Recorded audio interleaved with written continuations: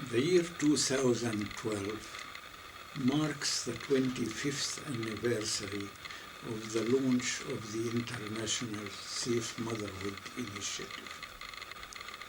Those of my generation, women and men, who have been campaigning and working for many years for the noble cause of women's right to safe motherhood, have either left the stage of our present world or are ready for their exit. A lot of progress has been made, but we are leaving an unfinished agenda.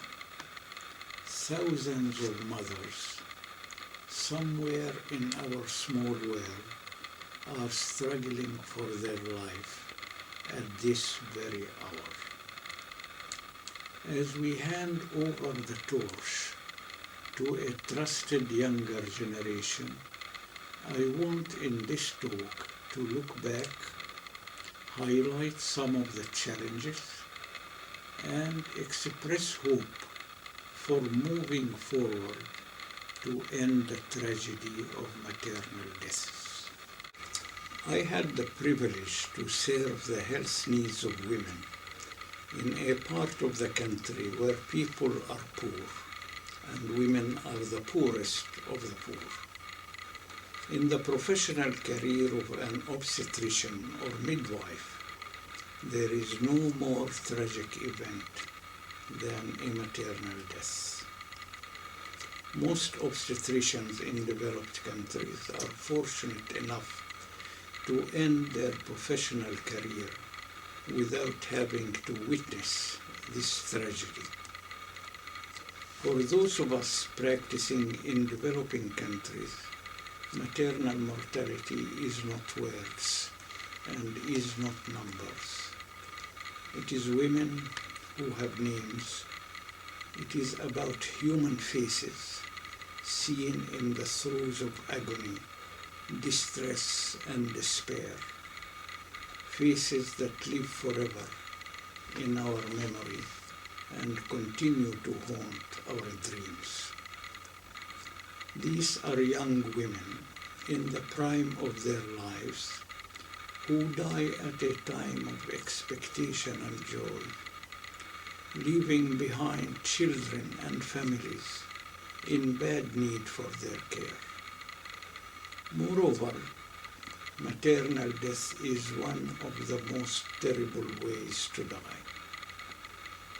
It is difficult to think of a more terrible way to die than a maternal death, as it occurs in parts of the developing world today, be it bleeding to death, convulsive fits, severe pangs of obstructed labor, or succumbing to microbial invasion.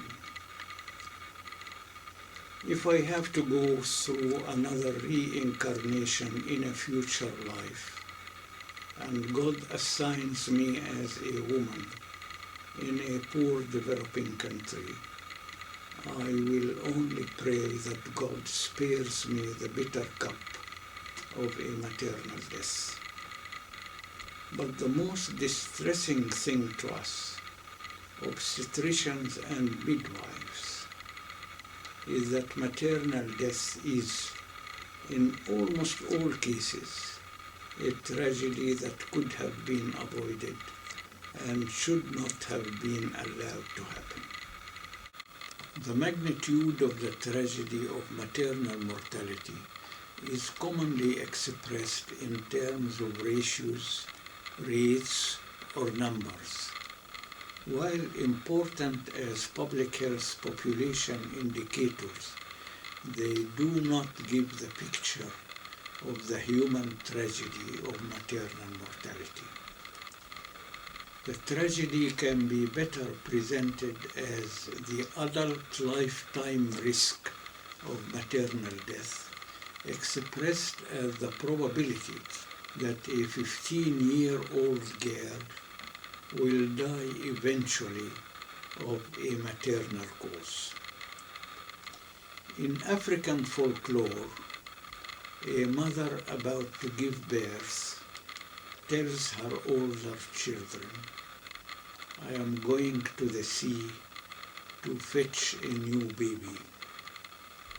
But the journey is long and dangerous, and I may not return." And she is right. Many do not return, even today.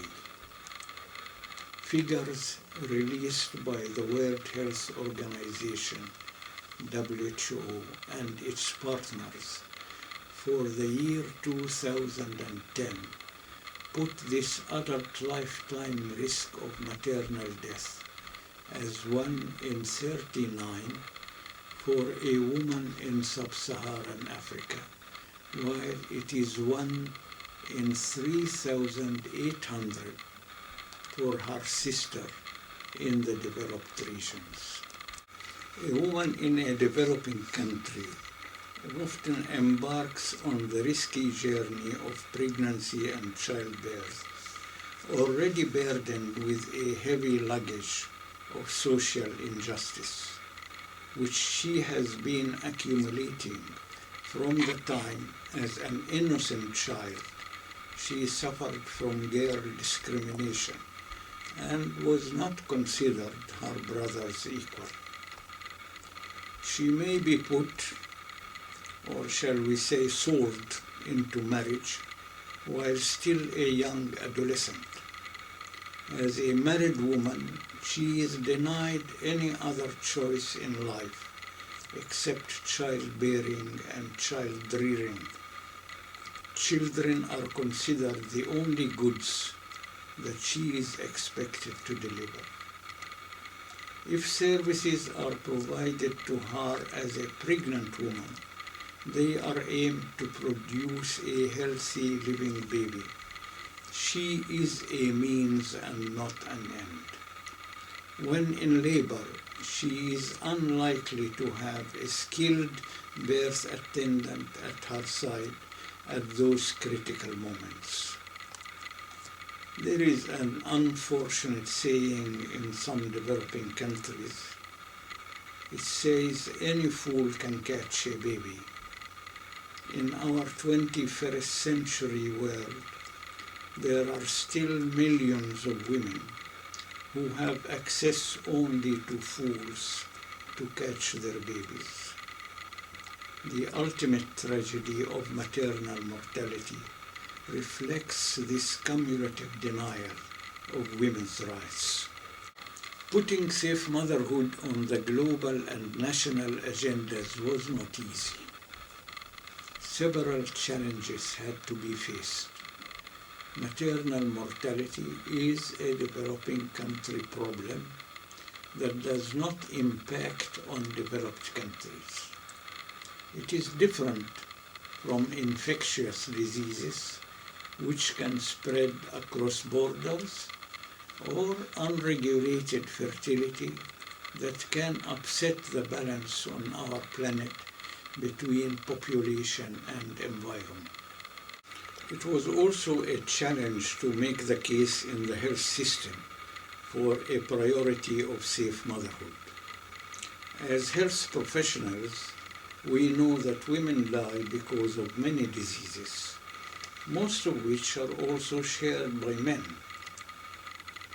And although maternal death ranks high among the causes of mortality in women in reproductive age in developing countries, there are other important causes for the overall burden of disease on women.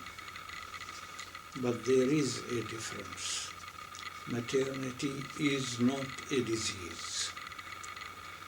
Pregnancy is a privileged biosocial function entrusted to women to ensure survival of our human species. Imagine if all women, stop getting pregnant, and they now can, thanks to contraceptive technology. Our human species will be extinct. It is hard to imagine the numbers of women throughout human history who gave up their lives to fulfill the divine instruction to be fruitful and multiply and to replenish the earth.